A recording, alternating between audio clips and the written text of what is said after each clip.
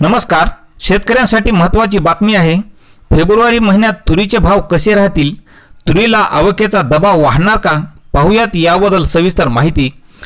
तर सध्या तुरीचा भाव मागील 6 महिन्यात 5000 तर एकाच महिन्यात 2500 रुपयाने कमी झालेला आहे। तर अजून काही तुरीची लागवड बाजारात आवक ही वाढायचीच आहे। ज्या भागात तुरीची लागवड लवकर झालेली आहे त्याच भागातील तुरीची काढणी होऊन काही कमी मालच बाजारामध्ये येत आहे। पण फेब्रुवारीपासून मोठ्या प्रमाणात दबाव वाढणार आहे का, तुरीच्या काही भावात अजून नरमाई येईल का, अशी भीती आता शेतकऱ्यांमध्ये आहे। कारण सध्या आवक अगदी कमी असतानाही अनेक बाजारभाव हमी भावाच्या खाली गेलेले आहेत।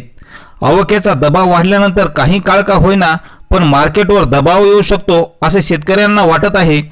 पण अनेक शेतकरी माल आल्यावर लगेच विकतात। जे शेतकरी थांबू शकत नाहीत त्यांना हा भाव हे मिळू शकतो, कमी मिळू शकतो। आवकेचा दबाव कमी झाल्यावर तुरीच्या भावात वाढ होण्याची शक्यता आहे।